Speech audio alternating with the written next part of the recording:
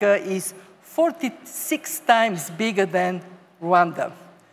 But in population, it is only 4 times bigger. They have very different geographic location, one with a big coastal line, the other one landlocked. But there are also great similarities. Let me start with sports. Both nations are very ambitious, and they chase each other in cycling. In nature, they are beautiful countries. And those who are lovers of nature tourism, they obviously would be honored to go to both countries. But what is, to me, very impressive is that they both have very strong ambition in e-commerce. Both countries are among the top 10 ranking in B2B, business-to-business e-commerce. The similarity that actually anybody who visits South Africa and Rwanda would carry is the aspiration of people and of the leadership of the country. Aspirations to be integrated in the regional and world economy, to provide high-quality jobs, to have opportunities for young people. I was recently in Rwanda, and I came hugely impressed by how the young people of Rwanda aspire to solve social problems of their communities, of their countries. And it is exactly the same in South Africa. So these are the leaders that we have with us. And I would like to start first with jobs, regional integration, trade. And turn to President Kagame. You did what many thought was impossible: integrate the region with a free trade agreement. How do you see this agreement providing opportunities for growth? What would it mean in 5, 10 years from now? How do you see it lightening up growth in Africa? Thank you, Kristalina. And you started on a very clear note about African countries, irrespective of geographical differences and possible other differences. There is a lot more in common, starting with the aspirations, aspirations of one country on one end of the continent and the other at another end are the same. And this is what has made it possible for Africa. You've seen in the last years that Africa is talking more and more about integration, working together in all sorts of ways.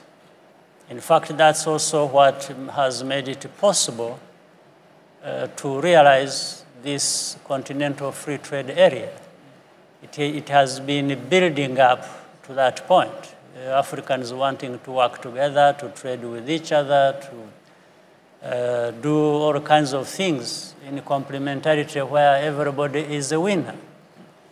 In actual fact, again, there is a realization that Africa, a very big continent with 1.2 plus billion people, 55 countries.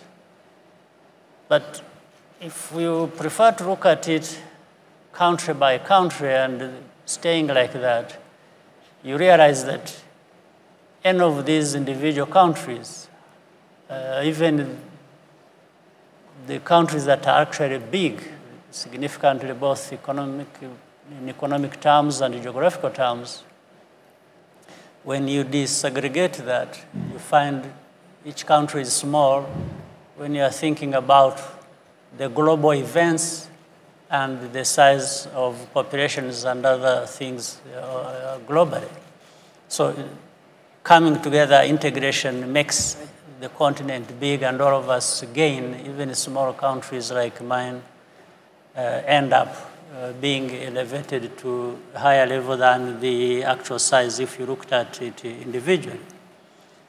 So the Continental Free Trade Area has come into being with that backdrop, and it is bound to benefit Africans in a major way, there is no question. Because if you look at by region, if you look at regional exports, being at 42%, and the exports with the rest of the world outside of our continent being only at 15%, Yep. that already tells you the potential we have to gain through having a continental free trade area, as countries are now, in fact, 18.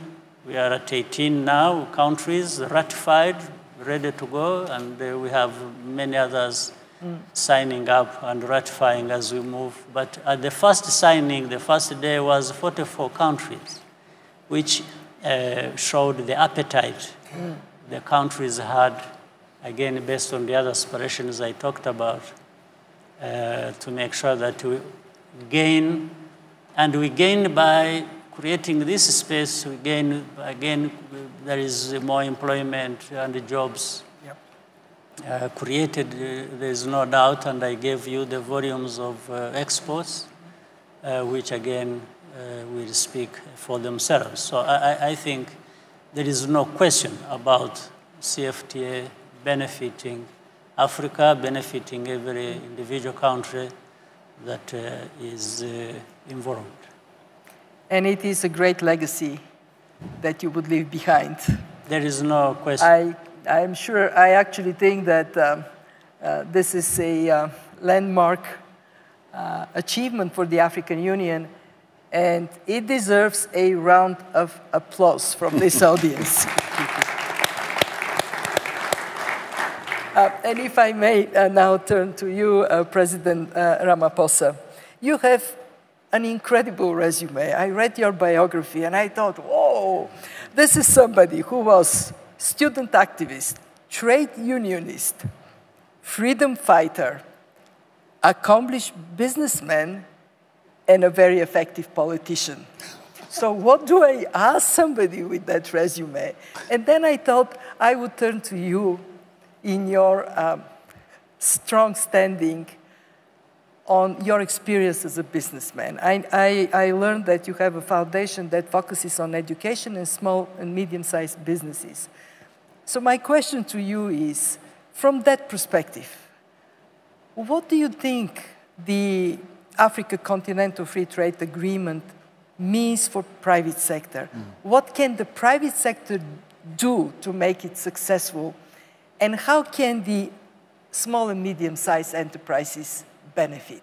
How do you see it? Well, thank you very much. I think you are right in calling for an applause, but the applause should also go to leaders like President Kagame, who, as the chair of the African Union, really shepherded this whole process and made sure that it finally happens. And the president of Niger, who was also given the direct responsibility. Yes. And both of them really did an incredible amount of work to make sure that finally we have a free trade area agreement, which has been built on the foundation of the political integration that was set up when the OAU was set up, and now the African Union. Yeah. And that political integration is holding, it's firm, it's effective. And on that, we've now got this free trade area agreement. Now, what does it mean in terms of the benefits it could yield? I mean, clearly, it opens up enormous opportunities for businesses on the African continent. The coming together of a market of 1.2 billion people is a huge opportunity for any business person or any business, small or large. It opens up great possibilities also for manufacturing, because it is a trade agreement that is going to enhance and enable products and services to be traded throughout the continent. Hitherto, we've tended to trade with other countries outside the continent. So this is an enabler that's going to make us trade within the continent, with each other, but it will also help small, medium, and large companies to start off businesses where they manufacture goods that are in great demand on the continent. So I see it in the end leading to the creation of manufacturing nodes on the continent. Industrialization will start spreading throughout the continent. But the other thing it will also do is the creation of jobs. Many jobs will be created as people begin to trade goods and services, and those companies that will take up the opportunities will want to create more and more products and sell them. The other important thing for me is that it is also going to lead to skills development. Skills will be spread, and we will also be able to benefit from best practice. So it will enhance competition amongst companies in various countries, but it will also lead to smart competition amongst nations as well, where they begin to develop specialization around producing certain products. Various regions will also spring up and be able to specialize in certain areas. And so I think this is a great boon for the continent. And if you like, it could well be the great industrialization moment for the continent. And already, we've got a lot of business people in many countries who can't wait for the various governments on the continent to ratify this free trade area agreement so that they can get going. And those who have not yet signed are going to be under enormous pressure themselves from their various businesses, as those businesses will say, we're being left behind. Yes. So it's going to be a wonderful leveler, and it's also going to create all those great opportunities. That is the future we want. And when we talk about the future of Africa and the potential of the continental trade area, we also have to imagine it with digital being the connector of all countries in the 21st century. President Kagame actually also did a huge service to the continent with Smart Africa. And we had that conversation that we cannot imagine growth in the 21st century without digital connectivity. We cannot imagine Africa being left out of the digital economy, but we can imagine Africa leapfrogging through it. And but not, today we are not yet quite there. Today, internet connectivity in Africa is only 22%. That is way lower than people want. I had a very interesting conversation with young Africans, and they're telling me that they see this as #1 right, the right to connect to others via the internet. At the World Bank, we are imagining what we call digital moonshot, aiming for every African citizen, business, and government service to be connected to the internet no later than 2030. And actually the same young Africans said to me, what do you mean 2030? 2030 is so far. We want it next year, we want it now. So my question to President Kagame is, how do you see that being done fast? What needs to happen? And also, what do you demand from your partners? Partners like the African Development Bank, the Economic Commission for Africa, the African Union, the World Bank.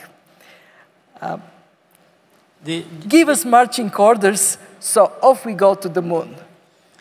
Well, we will get to the moon. First, the Smart Africa effort was a result of the awakening of Africans across the whole continent, that the future is more or less all of it digitalized. And therefore, we need to discuss among ourselves, we need to talk about policies and harmonize different things we have to undertake for the whole continent to be digitalized. And I think it started, and it will always start with the change of mentality, the mindset, and the political will that has to drive it. I think there is that realization across the continent. The political leaders of our continent, especially the young people you talked about, we have across Africa under 30 years of age, between 60 and 70% of the population. These young people are hungry, they are part of this process, hungry for what is it that can make a difference in their lives. It's not just about social media or being connected for the sake of it. There is also livelihood in this connectivity. People are doing business through connectivity. They are making profits. They are trading on e-commerce and the digital platforms that facilitate that. So it's really a very exciting moment in my view, and the politics of governance of our continent has to align with this. There is no alternative, because if the majority of the population are into this, they see it as an opportunity for a better future, they are just out there searching for the ways forward, it is just important and right for that political environment to be there. And then, so the marching orders, therefore, if I may take advantage of your request, is with the political mindset, we move into the mobilization of investments in the area of infrastructure that would support that, in education and training for development of the very skills and knowledge that are required for this digital economy to be built and thrive and deliver the promise that it has, that people have identified. I think this is what is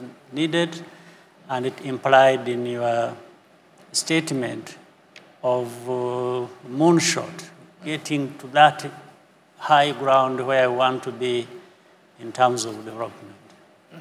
Well, thank you very much, and I am very pleased to report to you that the Broadband Commission that you co-chair has agreed that it is absolutely paramount to have a working group on Africa. So from all possible directions we will be working to make that a reality. And my question to President Ramaphosa is, what is on the way? What do you think are the obstacles to overcome? I want to share with you something that, again, young Africans were saying. One of the obstacles is that not all governments are comfortable to switch to e-government and to become part of this digital world. What do you think? Yes, I think there are quite a number of obstacles. In fact, the earlier question that you asked, where young people were saying, why should we wait to 2030? They want it now. And in many ways, the young people have been ready. Yeah. A lot ready earlier than we can ever imagine. And in fact, you could say that we have been failing the young people of the African continent because we much older, and they blame us for that.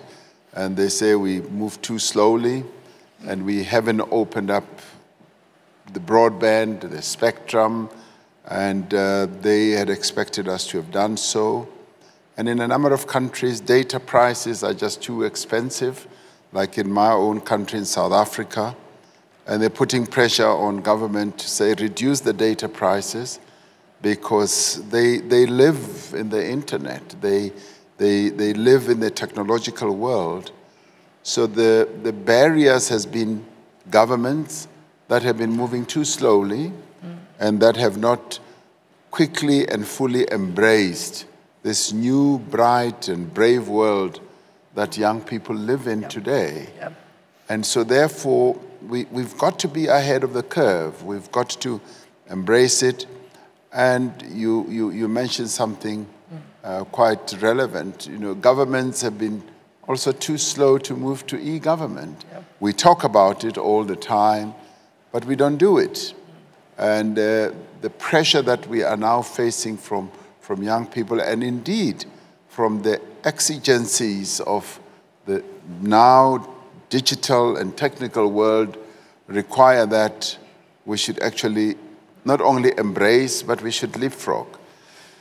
If you look at the way mobile telephony took off in Africa, and now smartphones, the way they've taken off, and the way a number of Africans are utilizing their mobile devices to do business, to trade, and in a number of African countries where banking has also been effected through mobile telephony, it just shows you that the African continent and its people have been ready long ago, and we've been rather slow. And I think the call and the responsibility on governments is that pull out all stops. Pull out all stops, and it should never take us 100 years to set in place policies. We should move quickly, and I'm rather glad that the African Union has now taken the bit in its mouth, because at the next summit we are going to be dealing with issues that have to do with the digital world, and we now need to be getting into artificial intelligence in a very smart way, clever way, blockchain, and all these other technologies. And Africa now has this great opportunity, having lost out on the previous revolutions that we've had, to leapfrog. And indeed, the way mobile telephony has taken off on the African continent, it does show that we've got the skills, we've got the capability, and we should now have the courage to be ahead of the curve and embrace technology in the fullest way. Our young people are already there, and they are going to leave us behind, even as governments. Yes. So we need to step up ourselves. We do. Let me tell you a little anecdote. In my own work at the World Bank, we hire young people, they come with new skills, and then they tell me, you're making us learn how to work the old way with paper and meetings. You see? So we all have work to do, but just to ease our pain as being from the older generation, my father used to say, age is a matter of mind. If you don't mind, it doesn't matter.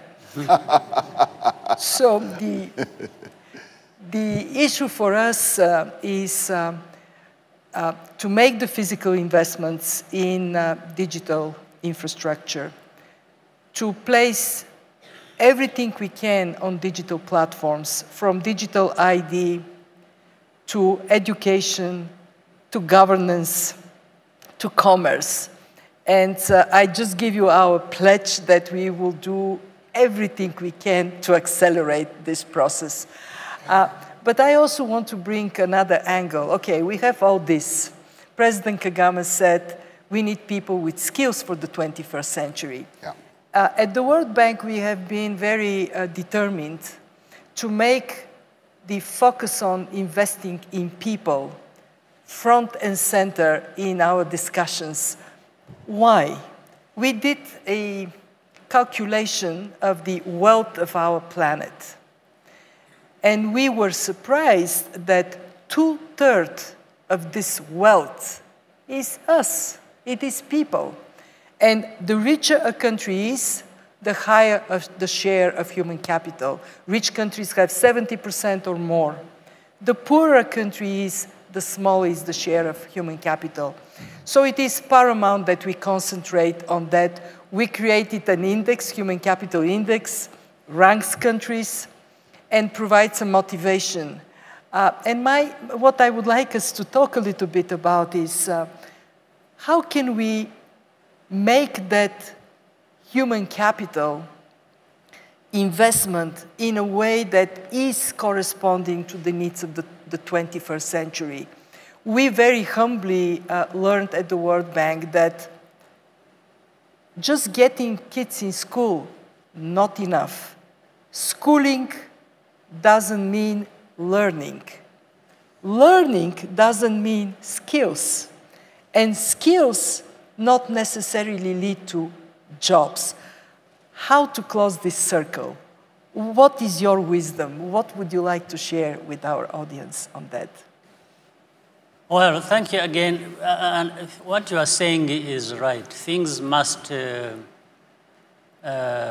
be aligned, and there has to be sufficient amount of planning put into it. And one has to look at it in a holistic way, not just looking at it in piecemeal and plugging here and there. So, but all those things you said are very important, whether it is learning, whether it is skills, whether it is on their own. They are important.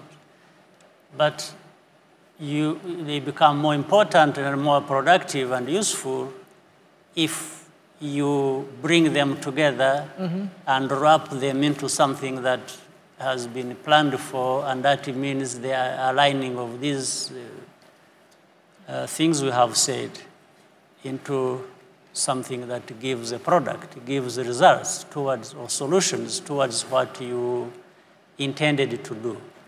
What we have also been seeing over time is that there are different results of different kinds of research have been coming up with all kinds of methods of education, how to educate people, how to, let people explore with their minds freely and put heart into it, rather than just, performing or doing things like machines. So there are many things out there, research has been done, but it starts from the beginning. And here I have to mention and thank the World Bank group that has not only generally looked at this in a big way in terms of human capital development for everyone, but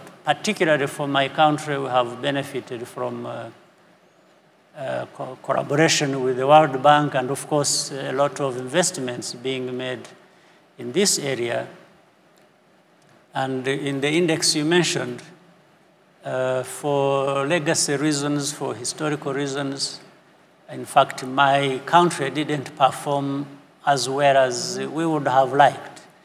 In fact, this is why I'm saying the investment the World Bank is making with us is very timely and very useful, because we've learned from all those legacy problems and mistakes, and we are now investing properly, trying to fix the different problems, starting from the grassroots, because you don't expect to start educating a child when they are 5 years old and on. You start from, in fact, the effort starts when the child, the baby is still in the mother's womb. Yeah. How this child is, benefits from the well-fed mothers. It starts from there, when they are born, and that's what brings up the early childhood development, understanding that there are heavy investments to be made here, because if they lose out on this stage, later on, they may not actually catch up. They've lost some of the things forever. So this is the holistic approach we are talking about, right from the early childhood education programs, and then the primary school, secondary school, up to university, but in a more and a better fashioned manner to allow the modern times to dictate some of the things that have to be looked at. And do you find the ranking helpful, that you're being ranked somewhere in the index? Yes, absolutely. The ranking is very helpful, because something that you measure.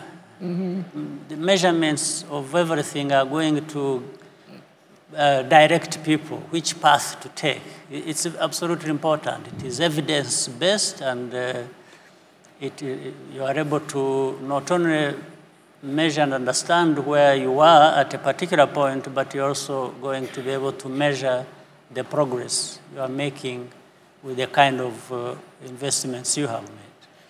And I can tell you this is everywhere. I have been talking in my own country about investing in education, but it was when I told them you are ranked 44 when everybody started paying attention. Why 44? Why not higher? And actually, this is so because we want people to be productive. President Ramaphosa, you have been talking about jobs as being your absolute priority. And actually, I quote you, that you're focused on the one thing your country needs most: jobs, jobs, and jobs. So how do you see that investing in people translating into jobs? So you don't end up with people who have skills, but the jobs are not there.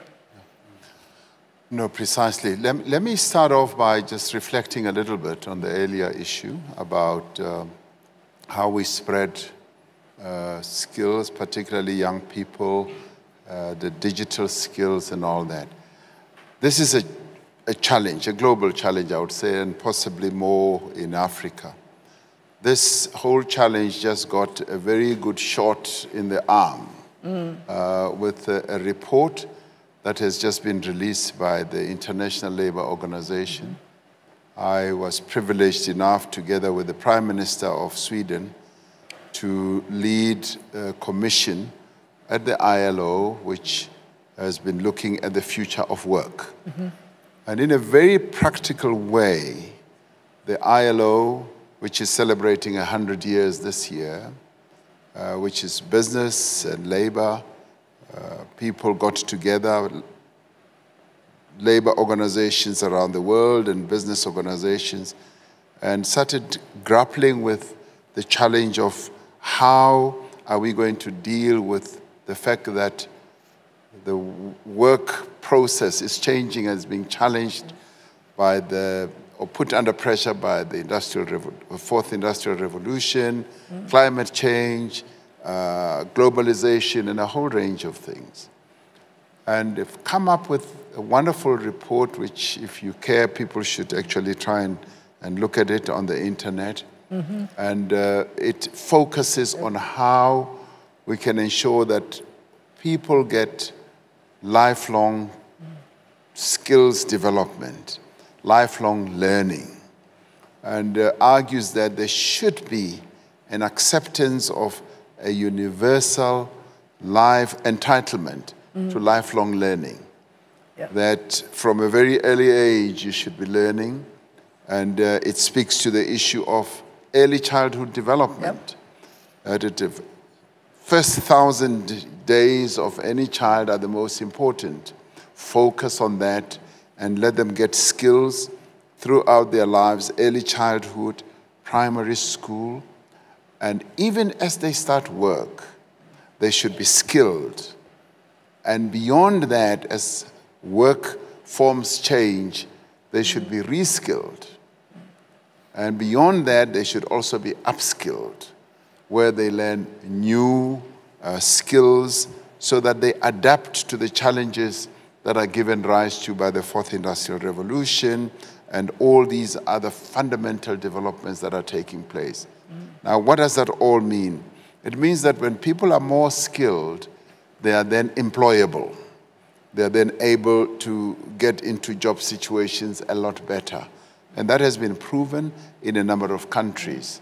So as we talk about jobs and jobs and jobs, we should also be on a drive, not only to create jobs, but also to train people and make sure that they get skilled, and where they are displaced either by robotics, machines, and artificial intelligence, we should give them what we would call a just transition. And people should not just be dumped. And that is why the ILO report revolves around a people-centered process that is going to enable people to, as work changes, to be properly transitioned into other jobs and other forms of economic activity.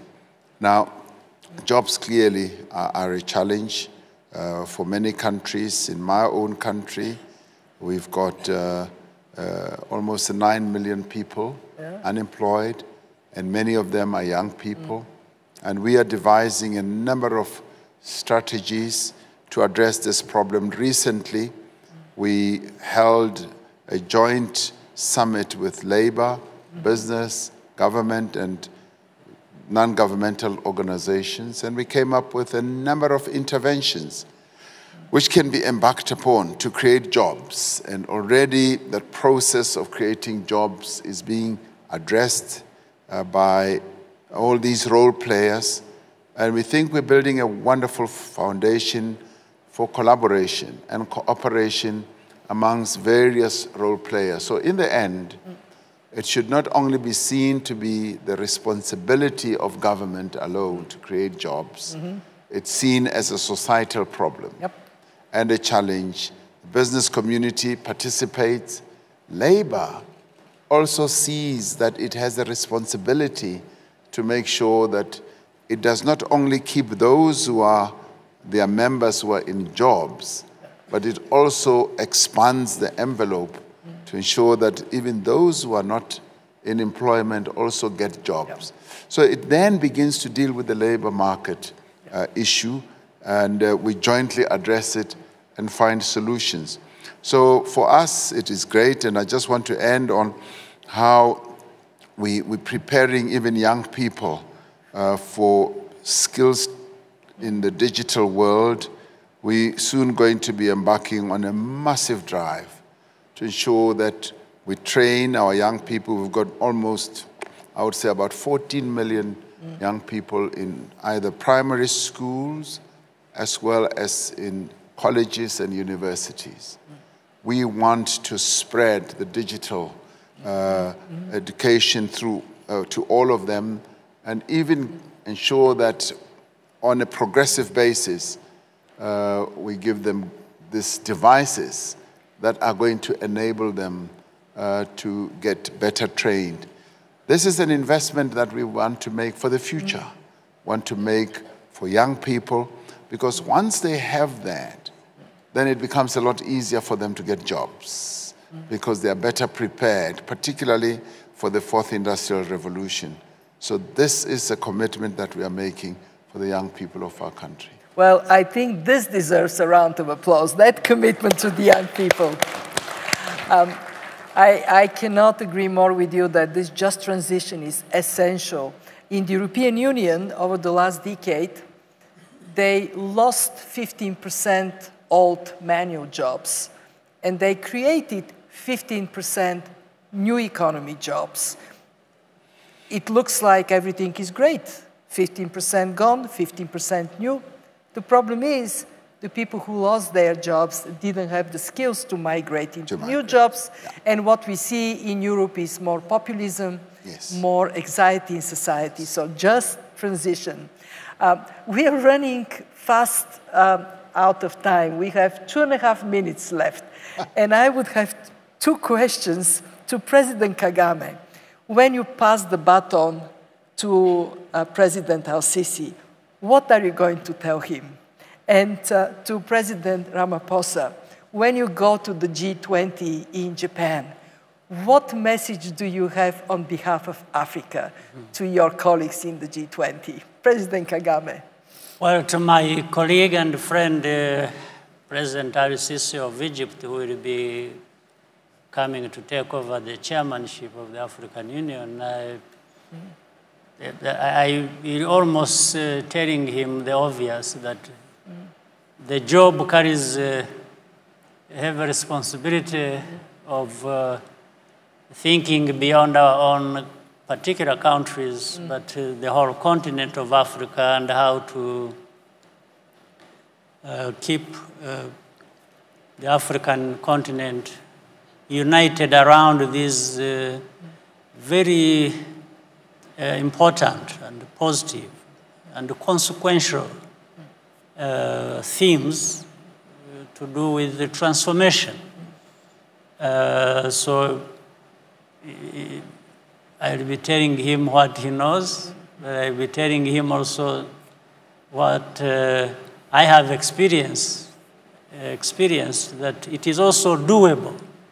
It's a noble effort that he just continues until he gives the baton to another African leader to keep carrying all of us and the continent forward. So it's more or less a pretty obvious message, but also giving him the kind of balance sheet as we have it from the previous. And your phone number so he can call if he has questions to you. I'll ask him his phone number so that I can call him to say I'm available. President Ramaphosa. No, the message that I will be taking to the G20 is a very strong call for strengthening the multilateral system in the world, because we in Africa, and South Africa sees itself as it participates in some of these forums, particularly the G20, we do it on behalf of the continent of Africa, to be the voice of the African continent and developing economies in the world. And as we speak there, we want to be stressing that the multilateral system needs to be strengthened, needs to be retained, and should not be weakened. We base it on our lived experience. Africa is making the progress that it is making today because we've decided that it is only when we work together, when we collaborate, and when we embrace multilateralism that we are able to move forward. Now, there are others who are trying to weaken and in a way also destroy the multilateral system. And we want to reiterate that we need to strengthen it, need to strengthen the UN. And in strengthening the UN, we also want to carry a very strong message that the UN Security Council needs to be reformed, because there is a huge chunk of people in the world who are not represented. Africa is not represented on the UN Security Council, and it cannot carry on like that. It is the most unfair and inequitable type of cooperation. So cooperation means include everyone, let everyone have a voice. So we will also be arguing that the various other multilateral institutions in the world should also be strengthened, and everyone should have room to participate in. And we hope that this is heeded, because it is out of the strength of the multilateral system that we've been able to address many problems in the world. The world has prevented a world war because the UN, which is a multilateral organization, has held us together and has prevented that from happening. And we should be thankful for multilateral organizations or institutions and strengthen them on an ongoing basis. So that is the message I'll carry forward. Well, as somebody who represents an international organization here, I can tell you that I can give you my pledge and this of my colleagues that we will strive to be the very best to serve you, to be worth of your trust that you have expressed in us. And we run out of time. Exactly when we started warming up in a very good conversation. Unfortunately, I need to wrap it up now. And on behalf of the audience, thank you, and say the following. As someone who has so many times enjoyed the warmth and hospitality of Africans visiting Africa, and someone like many here who loves Africa, I am so grateful that Africa has leaders like you, so happy about it. And I want to finish with what we all so much love about Mandela, giving us this phrase, impossible until it is done. Yes. 21st century is the century of Africa, with leaders like you and the people of Africa. Thank you. Thank you very much. Thank you. Thank you very much.